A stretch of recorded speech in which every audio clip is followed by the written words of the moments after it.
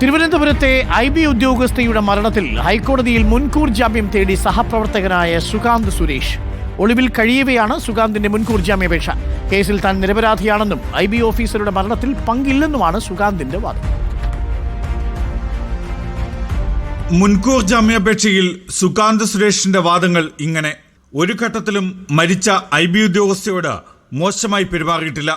സ്നേഹത്തോടെയും ബഹുമാനത്തോടെയും സുരക്ഷിതത്വം ഉറപ്പുവരുത്തിയുമാണ് എപ്പോഴും ഇടപഴകിയത്.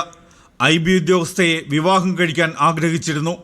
സത്യസന്ധമായ സ്നേഹവും നിറഞ്ഞ പിന്തുണയുമാണ് IB ഉദ്യോഗസ്ഥയോട് പ്രകടിപ്പിച്ചത്. IB ഉദ്യോഗസ്ഥയുടെ വ്യക്തിപരമായ ഇഷ്ടാനിഷ്ടങ്ങളെയും തീരുമാനത്തെയും എപ്പോഴും അംഗീകരിച്ചിരുന്നു. IB ഉദ്യോഗസ്ഥയുടെ മരണം ഏറ്റവുമധികം ബാധിക്കപ്പെട്ട ഒരാളാണ് താൻ. സ്നേഹം നിറഞ്ഞ പങ്കാളിയെ മാത്രമല്ല, അത്രയും ഇഷ്ടപ്പെട്ട ഒരാളെയാണ് നഷ്ടപ്പെട്ടത്. IB ഉദ്യോഗസ്ഥയുടെ മരണത്തിൽ താൻ നിരപരാധിയാണ്. കുറ്റകൃത്യവുമായി ഒരു ബന്ധവുമില്ല. സംശയത്തിന്റെ നിഴലിലേക്ക് തന്നെ ബോധപൂർവം വലിച്ചിടുകയാണ്.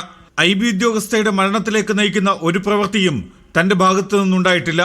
അനാവശ്യമായി തന്നെ സംശയിക്കുകയാണ്.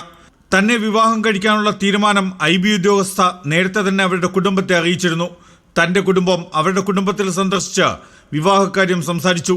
എന്നാൽ IB ഉദ്യോഗസ്ഥയുടെ കുടുംബം ഈ വസ്തുതകൾ മറച്ചുവെച്ച് മരണവുമായി ബന്ധിപ്പിക്കാൻ ശ്രമിക്കുന്നുവെന്നാണ് സുകാന്ത് സുരേഷിന്റെ മുൻകൂർ ജാമ്യാപേക്ഷയിലെ വാദം. മുൻകൂർ ജാമ്യാപേക്ഷ ഹൈക്കോടതി നാളെ പരിഗണിക്കും. എന്നാൽ സുകാന്ത് സുരേഷിന്റെ ജാമ്യാപേക്ഷയിലെ വാദങ്ങൾ ഉദ്യോഗസ്ഥയുടെ കുടുംബം തള്ളി. ഇല്ല, നമ്മളങ്ങോട്ട് പോകും, അവരിങ്ങോട്ട് വരും. വരാൻ പറഞ്ഞിട്ട് അവരിങ്ങോട്ട് വരുവോ ചെയ്തിട്ടില്ലല്ലോ. അപ്പോൾ ആ വിവരം പറഞ്ഞപ്പോൾ അവർ ഓരോ ന്യായങ്ങൾ പറഞ്ഞ് നീട്ടി കൊണ്ടുപോവുക ചെയ്ത്, അല്ലാതെ ഇവിടെ ആരും വന്നിട്ടില്ല. അവിടെ അച്ഛനും അമ്മയും ഉണ്ടെന്നല്ലാതെ അവർ എവിടെയാണെന്നോ എങ്ങനെയാണെന്നോ എന്താണെന്നോ ഒന്നും നമുക്കറിയില്ല. വിവാഹാലോചനയുമായി സുകാന്ത് സുരേഷിന്റെ കുടുംബം വീട്ടിലേക്ക് വന്നിട്ടില്ല. വിവാഹത്തിൽ നിന്ന് ഒഴിഞ്ഞുമാറാനാണ് സുകാന്ത് സുരേഷ് ശ്രമിച്ചതെന്നുമാണ് IB ഉദ്യോഗസ്ഥയുടെ കുടുംബത്തിന്റെ മറുപടി. Legal desk reporter.